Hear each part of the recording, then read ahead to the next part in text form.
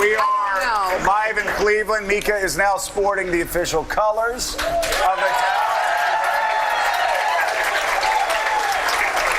And with us, we've got Democratic Senator Al Franken of Minnesota and NBC News Chief Foreign Affairs Correspondent and the host of Andrew Mitchell Reports, Andrew Mitchell. Andrew, let me begin with you really quickly. Last night, chaos on the floor. Michael Beschloss, of all people, tweeting, well, I've never seen anything like this before. And if he hasn't, since he knows everything from history and presidential libraries.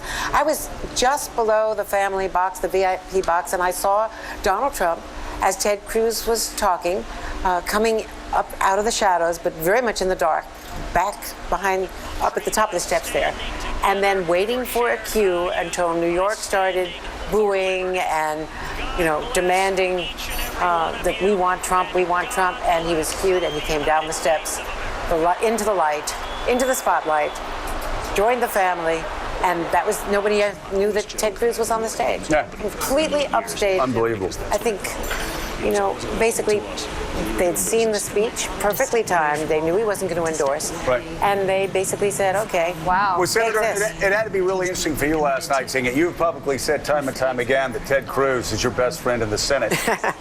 And you guys go to play tennis every day, is that right? Yeah, squash. I don't like him. That is. I'll be your straight guy all day today, buddy. Why are you here? You're a week early. Your party is next week, but what are you hoping to accomplish here this week? To make it clear that I don't like Ted Cruz. Okay. That's it, and I'm done. Oh, you're done? All right, Al Franken, thank you very much. How do you feel about Ted Cruz? No, first of all, I don't blame Ted Cruz. If the guy says that your dad has something to do with killing Kennedy, maybe you don't endorse it. I'm thinking a couple of months, maybe too soon.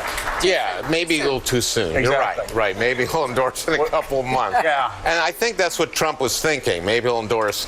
I would have cleared that during the invitation part. Yeah. You can speak, but you got to endorse me. Right. And you also have to disassociate yourself from your father, who helped kill JFK. You're right.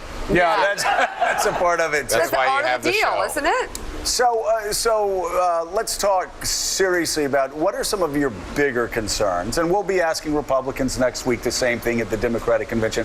But what are some of your bigger concerns about what you're seeing in Cleveland? How ugly it is. Oh, no. He's not talking about the town. Yeah. He loves the town. Really sensitive. My God. Okay, hey.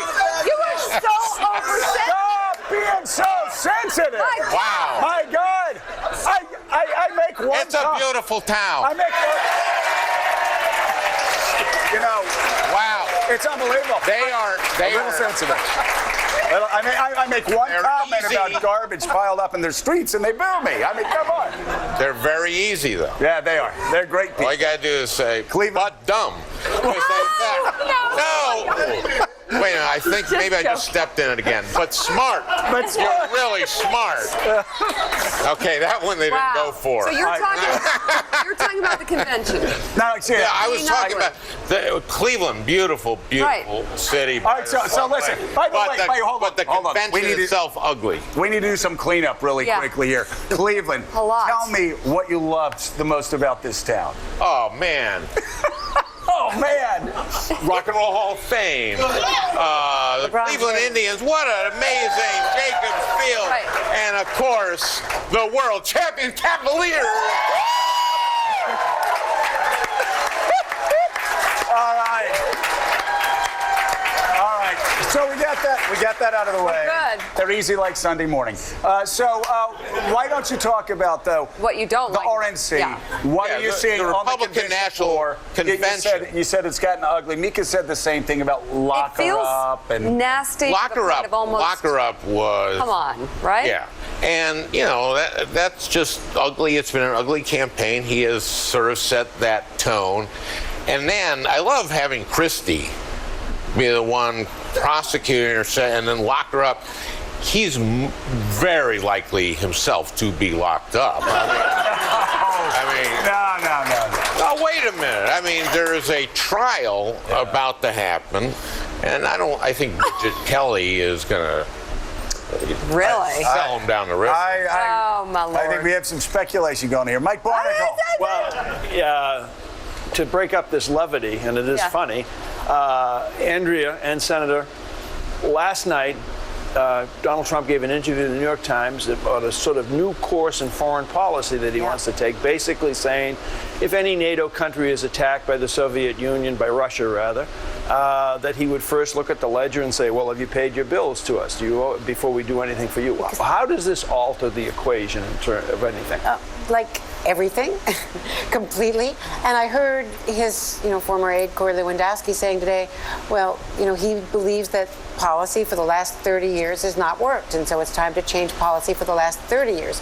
We're talking about policy for the last 60 to 70 years.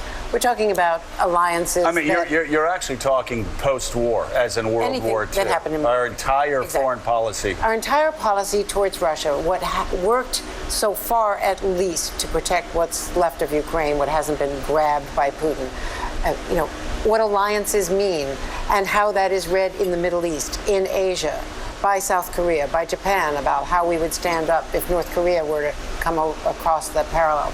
I mean, everything that undergirds U.S. foreign policy. It's also an invitation to Putin to come into the Baltic states if he wants. That is the last thing you want to do, and you're right, it sends a message to every country in the world who has any kind of alliance. And what an irony that Republicans, and I certainly have as far as Syria goes, have been critical of the fact that this president has had a hands-off approach that's created a void. Well, this is taking that void and upping it, doubling, tripling it, basically saying to Putin, you know what, the Baltics, not really concerned about them unless the ledger looks good between them, and it completely invites. How do people in Poland feel about this?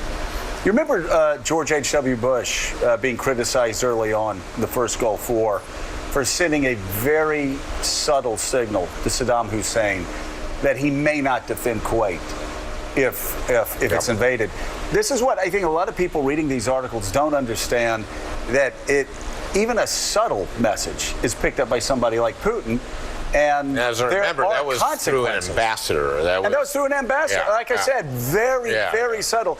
Here you've got a guy that wants to be commander-in-chief sending signals across the world with saying, we're not only going to lead from behind, we may just step off the field.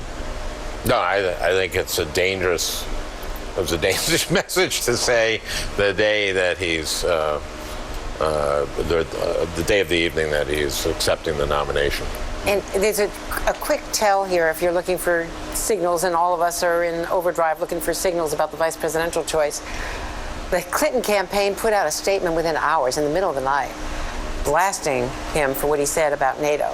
They didn't wait till morning. Right. And from what I'm told, she has said publicly this week that she wants a vice president who has foreign policy chops. There's one non-military person in that mix. It's your colleague, Tim Kaine, who's on armed services and foreign relations.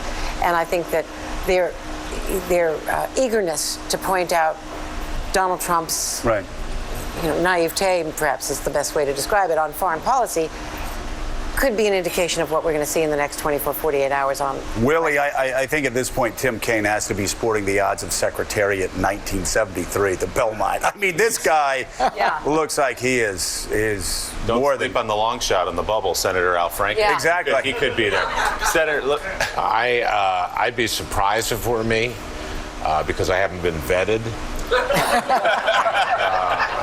I think it'd be just irresponsible of her to tap someone who they haven't looked at all. Certainly decreases your odds. Let me ask you quickly before you go, given stories like the one we're talking about with Trump and all the other criticisms you've had of him, why do you suspect the race is as close as it is? National polls within the margin, but in some of these swing state polls, boy, they're tied. Why do you think it's so close right now? Well, I think it's this relentless, and this isn't just this campaign year, it's this relentless negativity, this tearing down Hillary that's happened for 20-some years. I've known her all that time, and I was one of the first, if not the first senator to endorse her, because I've known her, and I know she's the hardest working, smartest,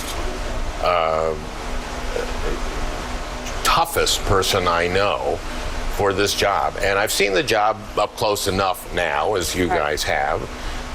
It's a very, very demanding job. And we do not want Donald Trump there, but we do want someone who's experienced, and I think is tough and smart and hardworking. Senator Al Speaking Franken. of tough and smart, Senator Al Franken announcing today, Yeah. Cleveland people, the toughest and smartest people in the world. Yes.